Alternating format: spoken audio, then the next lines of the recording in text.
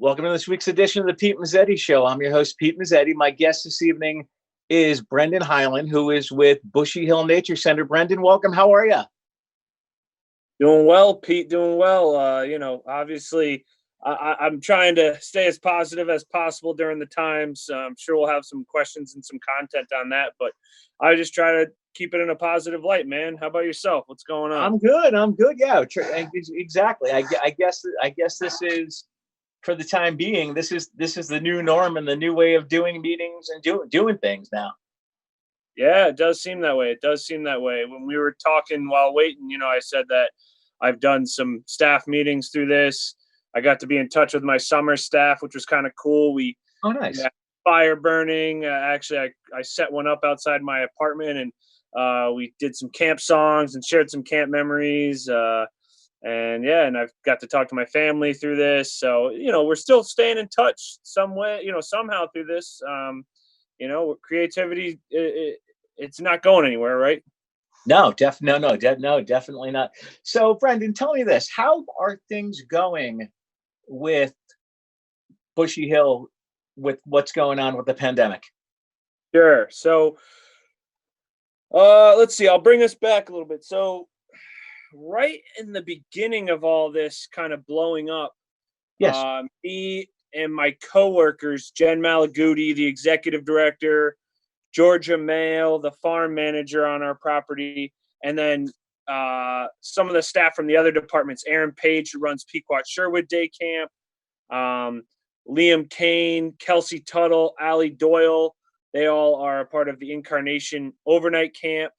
And we're all sort of, sister camps on our property. And we all were down in Atlantic City at the American Camp Association's tri-state workshop series. Okay. And it's an annual event. It's a big event.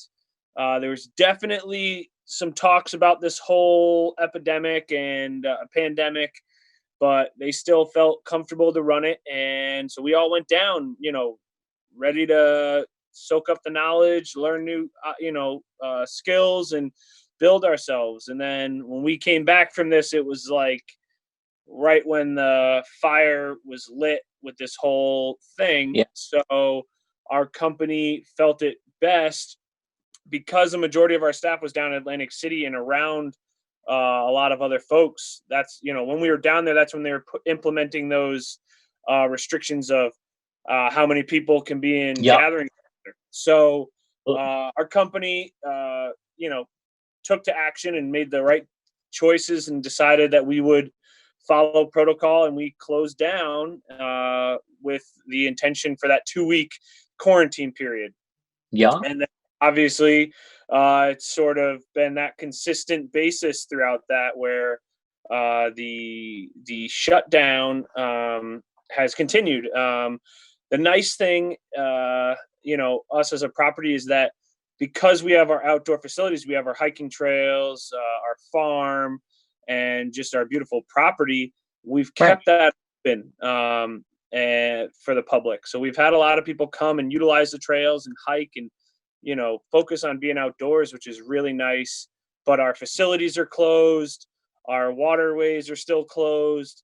There's no restrooms open, to keep people out during this social distancing time. And we're still, welcoming guests. We've put up some blockades to restrict how many vehicles can get on the property. We restrict the number of people on the property. But the people that live on the property, me included, we're still here. And we're actually, utilizing the property as well, making sure our facilities are respected. And we ask the public, to also follow through with that and, use the trails, enjoy them, but, pick up after yourselves and, respect that social distancing protocol that we have in place and that the country really has in place.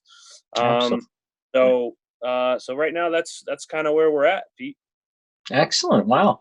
Actually, your ears must have been burning, because I was talking about you the other day. Oh, really?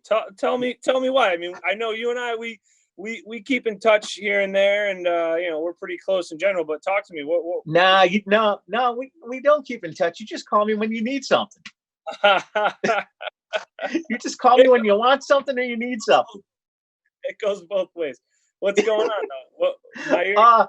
I did an interview the other day with Eric Hammerling from the Connecticut Forest and Park Association.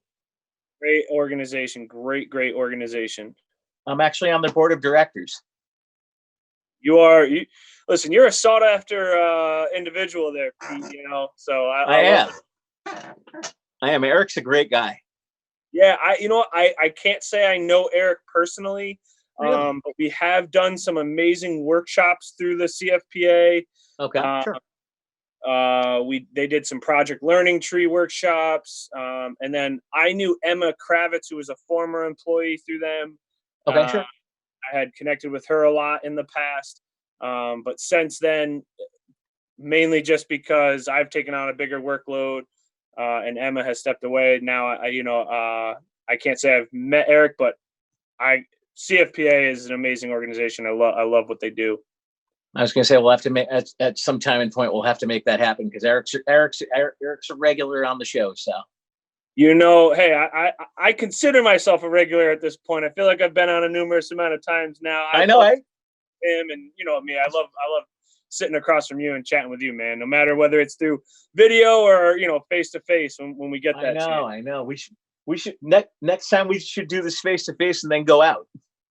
I'm with you, man. Let's do it. Let's do it. Definitely do that. You know what? One of the other things we should probably talk about tonight, while we got some time, is the other version of you and I, because right now it's spring sports season. It is, we are not where we should be. We are not. I've been on your show for Bushy Hill. And we've had some really, really, in-depth conversations in regards to that. And then I've also been on with some amazing folks talking about lacrosse, which is a sport that you have been aware of, but really just got introduced to 2-3 years ago now. 2-3 years ago, right? Yeah.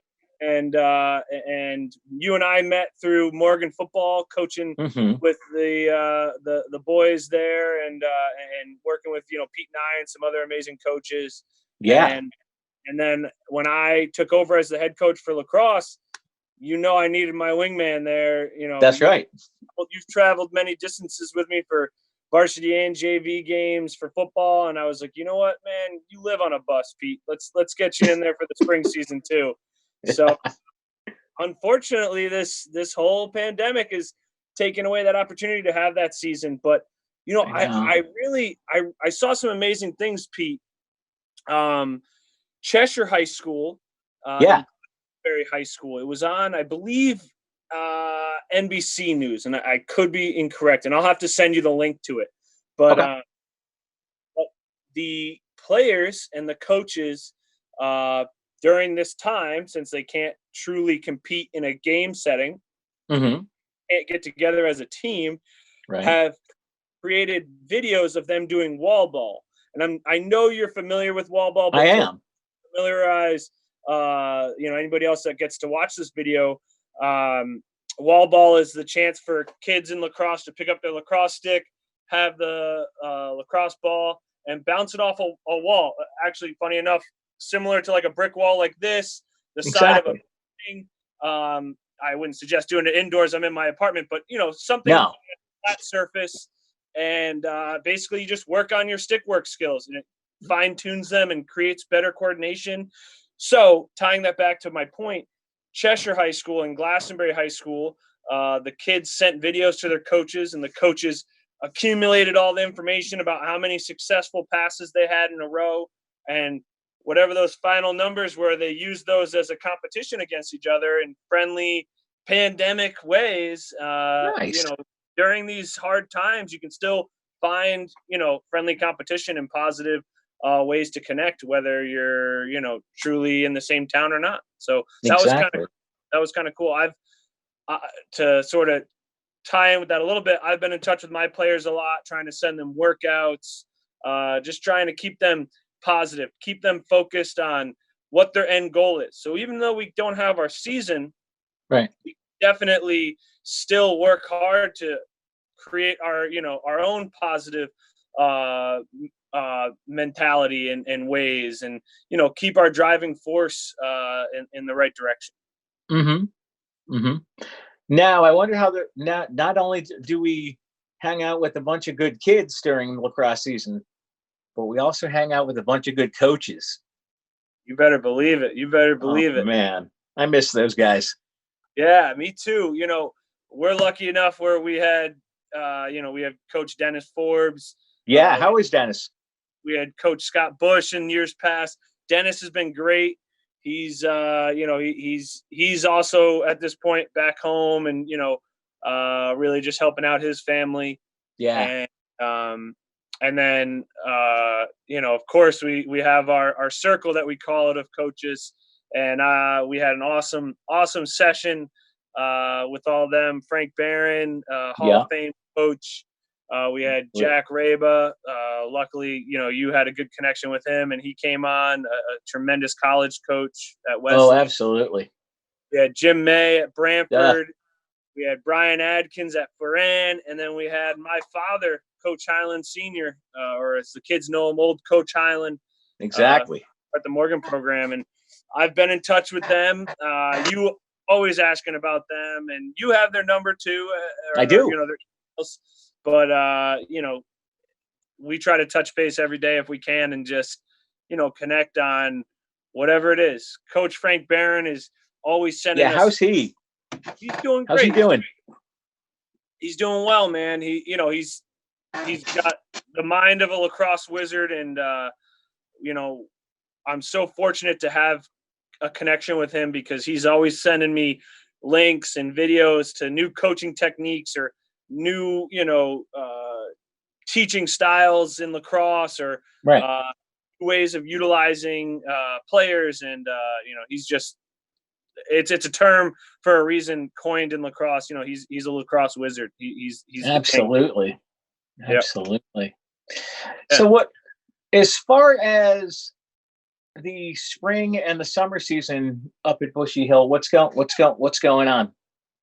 Well, right now, this immediate and current time, and probably for the foreseeable future, I can't put a date on it, but right now, we're just sort of sitting in that limbo like everybody else, trying to hear what the state wants to do as a whole.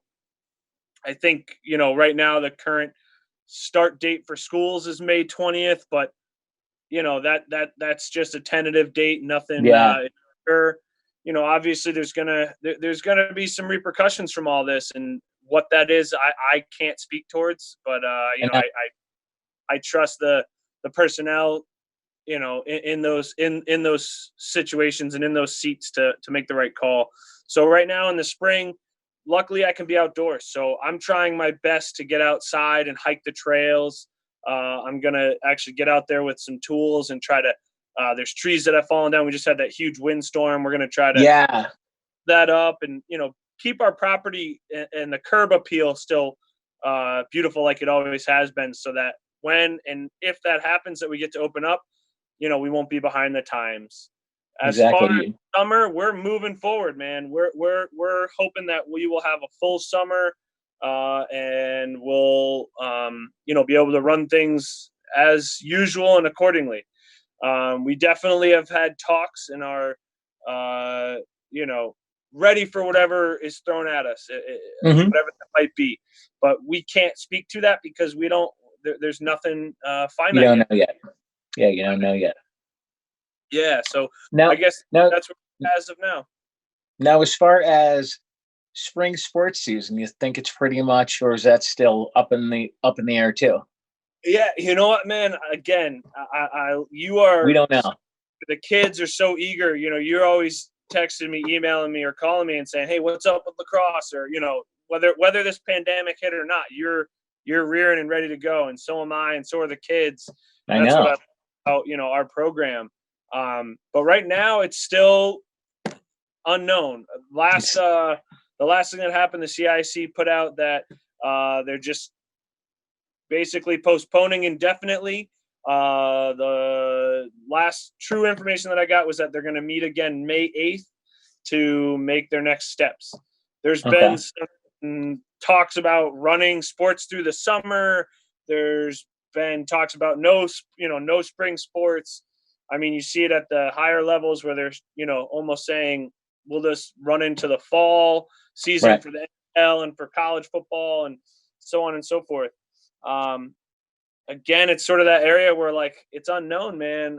What I would love to see is those kids to have the chance to at least show their skill or talent in some way, shape, or form, whether that's an abbreviated season, just practicing, whatever it is. I would love to see that for our kids, because that's what's important to them. And, you saw in the basketball season, students who, student athletes wanted to, finish their season to prove what they are made of. Right. And, the spring student athletes want the same opportunity that they get a chance to start. Exactly.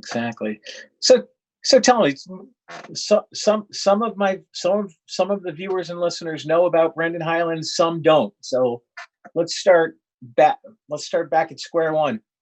Tell us a little bit about who Brendan Hylan is. Sure. I am a Clinton resident. Yeah. Well, I'm an Iveryton resident currently, but I grew up, born and raised in Clinton. So Okay. on the shoreline, in this area. Grew up playing lacrosse and grew up playing lacrosse and grew up going as a camper to Bushy Hill. So this has been my livelihood. It was sort of like set in stone that I was going to be running or working at Bushy Hill and coaching lacrosse, wherever that might be. And Exactly. it's at my alma mater, and it's lucky enough, that it's at my camp that I grew up going to. I grew up through the camp system as a camper, then came back as a volunteer, then as a summer camp counselor for almost 10 years. And it was kind of my summer job through high school and college. And then now I'm lucky enough where it's a year-round gig, and I'm the summer camp director. Nice. You like it? Man, I love it. I've been doing, this is my 23rd year on the property. This is my 8th year as in this year-round position, 8th or 9th year in this year-round position. So I do love it. And then on the flip side, that lacrosse world, I went to Morgan, so that's my alma mater. Yeah. Family helped create the program, youth and high school, along with some amazing families, the Forbes family, the Joneses, the Simmonses, and many others, if I'm forgetting anybody. And basically, because our program was so new when I was younger there, I was sort of like a player's coach, because I picked the sport up fast and I knew it from a young age. So I was trying to educate as I was playing, and that's what made me a better player. And then I went on and played in college.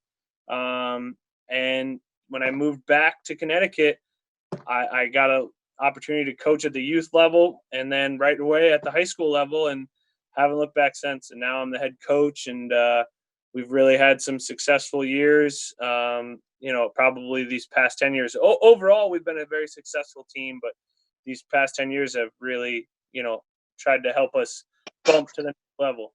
Exactly. Now, one thing that you and I talk about when we're together during lacrosse season is all of the coaches. You refer to us as a band of brothers. Let's talk about that and how important it is. Well, that's something that my father, Coach Hylan, old Coach Hylan, Christopher Hylan. How is he? He's doing very well. He asks about you Good. all the time. I'll tell him I said hi. When you get this out and ready, I'll make sure you get the copy of it. Absolutely. But so basically, because he was the first coach at Morgan, that was a slogan that he brought in. Band of brothers. It's not like we originated it by any means. There's an amazing show. And it's a saying that's, been through the years. But he just saw that as what we need to start our motto as at Morgan. We're a blue-collar town, and we got a ragtag bunch of kids that just, are picking up sticks for their first time. So that was sort of, and that's just stuck with the program ever since. And then we've had 2 coaches since then that have taken over, Mike Simmons and Andy Wren, and they Yeah. threw a sprinkle on it, and they had their little wrinkles and ways of running the program. But all in all, they were still that blue collar, kind of, let's just get in there, put our nose to the grindstone, and get our job done so that we can, move on and grow. And then when I took over, obviously, I'm a coach because of my father. I've Right. a lot from him, but I have my own way and my own spin as well. So from there, I implemented a new saying called "chip away," which totally ties into the Band of Brothers. We still call Absolutely. ourselves brothers. We still call ourselves the Circle. But I implemented this new saying, "chip away," which is again just connected to that. Like, hey, one small chip at a time will Keep create going. that full end result. Whether you look at it as a statue or whatever it might be, where that blue collar kind of one step at a time, and each person takes a chip, we'll get to that end result. Exactly. So what else? What else are we talking about? What else, man? I've been doing a lot of birding. Really? With this time, because we can't be in the facilities. If I'm out on the property, I'm bringing my field glasses, my binoculars, I'm bringing a field guide. I've even gone out with a buddy of mine, and we've practiced that social distancing of 6 feet away, but we're hiking and moving, and we've been trying to find different birds. So I've been trying to do a lot of since the quarantining and everything. I also have been going to my father's and my mother's house and trying to help them with any spring cleaning, yard work, Excellent. whatever they need. And then I guess the biggest thing is my older brother, Kevin, which I don't think you've officially met yet, Pete, and I could be wrong. I don't think so. So he's a legend in the town. He worked for Lacrosse Unlimited in Madison for a while in that company over near Cohen's Bagel. And so he's known by a lot of people as Bear. That's what he's known as in my family. He's just this big jolly guy, got a big burly beard, and he's a gentle giant. But he is coming back this way. He's moving to Massachusetts from California. He's been living out in California for over 5 years. Really cool. Years probably. He's got 2 little kids, a wife, a happy family. But he's going to be driving across the country. So to help relieve his driving duties, I'm going to actually be flying out there in the beginning of May, and then traveling across country with him. So even though with this, I know it's a risky situation flying, and with all the Exactly. protocol, you got to do what you got to do for your family, and Right. so I'm really excited about that trip across the country. I think we're going to try to do it in 7 to 10 weeks. We're going to try to make it across and just take in scenery, but not a lot's open, so it's not like we can do a lot of stops. No, definitely not. As a matter of fact, I was supposed to be on vacation because one of my nieces was making her first communion in Minnesota over Easter week. They actually make their first communion on Holy Thursday before Easter. Yeah, but they didn't. I was didn't. going to ask you about the Golden Gophers over there and your family. You guys in your Minnesotian ways. Yeah. How's your family, man? Everybody's great. Everybody's great. After this pandemic's over, I think we all got to get together and have a party. As long as you say you got icebox cake, I'm in, man. You know that. I'm a sucker for that. Matter of fact, my mom made it the other day.